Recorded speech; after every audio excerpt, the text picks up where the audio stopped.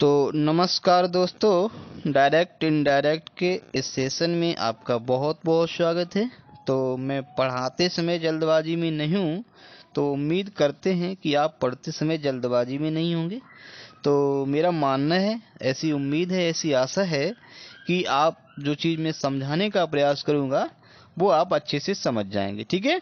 तो अगर हम लोग देखेंगे इस वीडियो में, हम लोग पढ़ेंगे जो इम्परेटिव सेंटेंसेस होते हैं, अगर वो हमारे आते हैं डायरेक्ट से इनडायरेक्ट बनाने के लिए, यानी कि जो हम यहाँ पे देख रहे हैं जो आर एस वाला पार्ट है, अगर हमारा इम्परेटिव सेंटेंस है, ठीक है, तो वो किस तरह से डायरेक्ट से इनडायरेक्ट बनता है, चलिए समझने का प्रयास करेंगे। तो बनाएंगे कैसे? तो सबसे पहले तो यहाँ कोई आप बदलाव नहीं करेंगे, जैसे सब्जेक्ट में और वाक्यों की शुरुआत होती है वैसे यहाँ भी। तो सबसे पहले तो आपका सी लग जाएगा, है ना।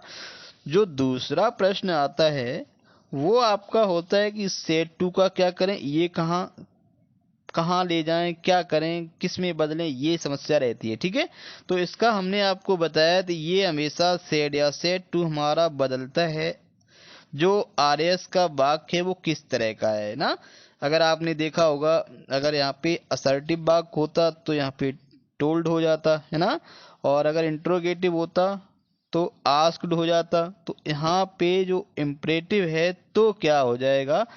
ठीक है। अब देखो यहाँ आगे बढ़ेंगे तो यहाँ अगर आपको प्लीज देखने को मिल जाए, ठीक है, वाक्य हमारा इम्परेटिव हो यानी कि क्रिया के फर्स्ट फॉर्म से शुरू हो, और यहाँ पे आपका प्लीज देखने को मिल जाए, तो हम लोग क्या कर देते हैं, इस सेट टू को रिक्वेस्टेड में बदल देते हैं। तो यहाँ आपका आ जाएगा सी रिक्वेस्टेड। रिक्वेस्टेड ये हम ऐसा क्यों कर देते हैं? क्योंकि जो प्लीज का जो सेंस होता है वो रिक्वेस्ट होता है, यानी किसी से अगर हम कोई आग्रह कर रहे हैं, कोई चीज मांग रहे हैं, कोई हेल्प मांग रहे हैं, तो निश्चित रूप से हम उससे रिक्वेस्ट करते हैं, विनती करते हैं। तो इसलिए जो सेट टू है वो हमारा रिक्वेस्टेड में बदल जाता है, ये बात ध्यान रखना है। ठीक है। तो सी रिक्वेस्टेड मी, तो उसने किससे विनती की है? मुझसे की है। तो आप रिक्वेस्टेड के बाद जो ऑब्जेक्ट है वो लगा देंगे। ठीक है। अब देखो खास बात है, अभी तक हम लोग क्या कर रहे थे, जो हम लोग पढ़ रहे थे, कभी हम लोग दैट कंजक्शन लगाते थे, कभी क्वेश्चन वर्ड लगाते थे, कभी इफ लगाते थे, कभी वेदर लगाते थे। लेकिन इसमें हम लोग क्या करेंगे, टू लगाएंगे। क्या लगाएंगे? टू। अगर ये वाक्य हमारा नेगेटिव होता तो नॉट टू लगाते। अगर इसमें वाक्य में नेवर होता, जैसे होता है नेवर टेल अ लाई, ठीक है, ऑलवेज स्पीक द ट्रूथ, तो ये शब्द लगाने के बाद हम लोग टू लगा के क्रिया का फर्स्ट फॉर्म लगाते। ठीक है। तो टू के बाद आपको यहाँ लाना है ओपन। ठीक है। ओपन द डोर, और डोर लिखने के बाद में ये वाक्य हमारा पूरा हो गया, और जो प्लीज है वो हमारा रिमूव हो गया। ठीक है।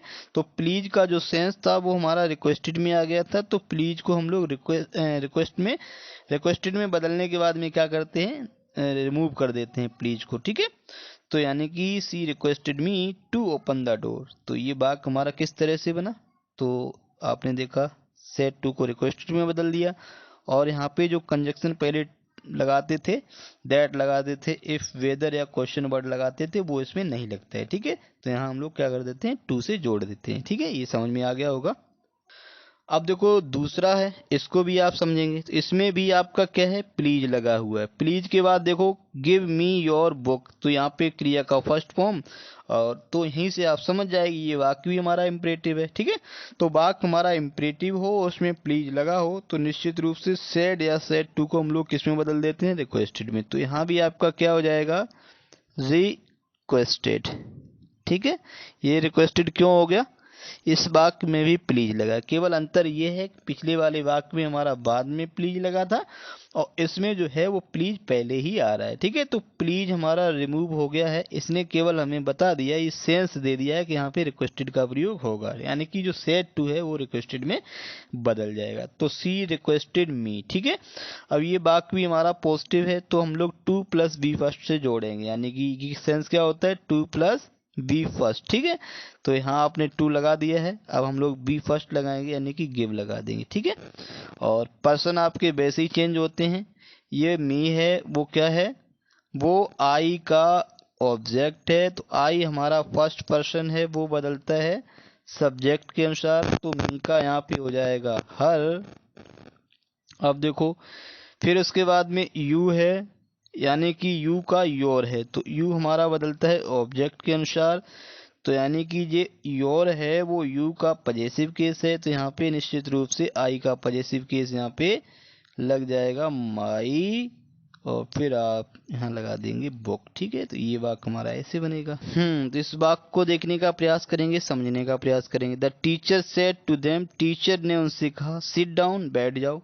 अब देखो, टीचर का जो सेंस होता है तो हमें लग रहा है कि ये क्या कर रहा होगा, छात्रों को एड्रेसित कर रहा होगा। तो जहाँ टीचर और छात्र की बात हो, और यहाँ पे जो आपका आरएस है, इससे लग रहा है जो एक्शन टीचर करवा रहा है वो तुरंत हो जाएगा, यानी ड्यूरेशन बहुत कम है, तो वहाँ आपका देखते हैं आदेश देखने को मिलता है। ठीक है, और जिस काम में क्या होता है समय लगता है, जैसे टीचर ने उनसे कहा सदा सत्य बोलो, तो यहाँ पे जिससे कहा है वो सत्य बोल भी सकता है, नहीं भी बोल सकता है, तो वहाँ पे ये आदेश नहीं होता है, तो वहाँ पे राय होती है, सुझाव होता है, यानी कि एडवाइस करते हैं या सजेस्ट करते हैं। ठीक है, तो इस वाक्य में टीचर, हमें सेंस लगता है कि टीचर ने उनको आदेश दिया। ठीक है, तो इस सेड टू को आप किस में बदल देंगे, ऑर्डर्ड में बदल देंगे। ठीक है, तो क्या हो जाएगा, सबसे पहले तो आप लिख लेंगे द टीचर। ठीक है, द टीचर लिखने के बाद आप क्या कर देंगे, इसको आप ऑर्डर्ड में बदल देंगे, ऑर्डर्ड, और देम का देम लिख देंगे। ठीक है, तो ये वाक्य भी हमारा इम्परेटिव है, तो यहाँ आप टू से जोड़ देंगे, किससे जोड़ देंगे, टू, और उसके बाद में ये आपका सिट डाउन आ जाएगा। ठीक है, सिट और डाउन, तो ये हमारा वाक्य इस तरह से बन जाएगा। तो आई थिंक ये समझ में आ गया होगा। और इस वाक्य को देखते हैं। द टीचर सेड, टीचर ने कहा, Uma do your work in time. अब देखो, द टीचर ने उमा से कहा अपना काम समय से करिएगा, या अपना काम समय से करो। तो यहाँ आप देख रहे हैं द टीचर, पहले तो आप ऐसा ही लिख लेंगे द टीचर। अब द टीचर लिखने के बाद में आप क्या करेंगे, अब देखो टीचर ने सेड मतलब कहा उमा से, टीचर ने उमा से कहा अपना काम समय से करो, तो इसका मतलब है टीचर ने उसको, उमा को राय दी है या सुझाव दिया है। अगर जैसे कभी कभी हड़का भी देते हैं, उमा अपना काम समय से करो, तो ये थोड़ा आदेश भी सेंस होता है। तो ऐसे सेंस में हम लोग क्या कर सकते हैं, यहाँ पे एडवाइज भी लगा सकते हैं, एडवाइज। ठीक है, एडवाइस किसको किया है, उमा को किया है, तो आप उमा लगा लेंगे। ठीक है, अब इसके बाद में देखो, ये आपकी वर्ब है, तो हमने आपको बताया वर्ब से पहले आपको टू लगाना है, तो टू, और उसके बाद में ये आपका डू रहेगा। ठीक है, टू डू। अब देखो, योर आपका किसके हिसाब से, यानी कि योर जो है यू का पजेसिव केस है, तो यू हमारा क्या होता है, सेकेंड पर्सन, तो सेकेंड पर्सन बदलता है ऑब्जेक्ट के अनुसार।